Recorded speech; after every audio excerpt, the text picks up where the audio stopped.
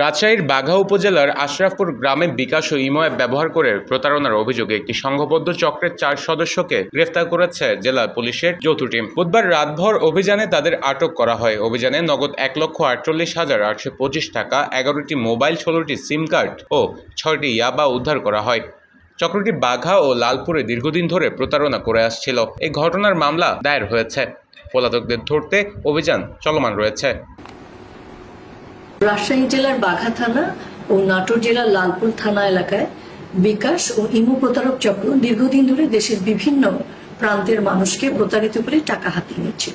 বিষয়টি ঊর্ধ্বতন কর্তৃপক্ষের নজরে আসে রাজশাহী জেলা পুলিশ, র্যাব, সেনাবাহিনী এর সম্মিলিত অভিযানে বিকাশ ও ইমো প্রতারক চক্রের 4 জনকে গ্রেফতার করা হয়।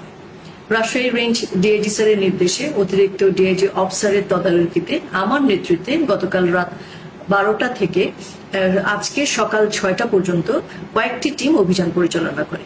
এতে রাজশাহীর বাঘা থানাধীন গড়গড়ি ইউনিয়নের আশরাফপুর গ্রাম হতে বিকাশ, ইমো, সাইবার হ্যাকার চক্রের 4 জন সদস্যকে গ্রেফতার করা হয়েছে।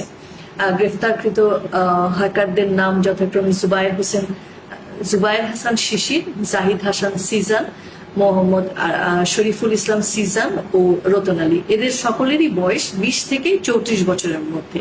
তারা সবাই বাঘা থানার অধিবাসী এবং গ্রেফতারকৃত হ্যাকারদের হেফাজত হতে নগদ 1,48,885 টাকার 11টি বিভিন্ন কোম্পানির মোবাইল সেট, 16টি সিম কার্ড ও 6টি ইয়াবা ট্যাবলেট উদ্ধার করা হয়। প্রতারক চক্রের বিরুদ্ধে এই হ্যাকার অভিযানই শেষ নয়, এই অভিযান অব্যাহত থাকবে। এবং রাজশাহীর প্রতিনিধি মোহাম্মদ মনিরুল ইসলামের পাঠানো তথ্য ও ভিডিও চিত্রে নিউজ ডেস্ক, প্রতিদিনের কাগজ।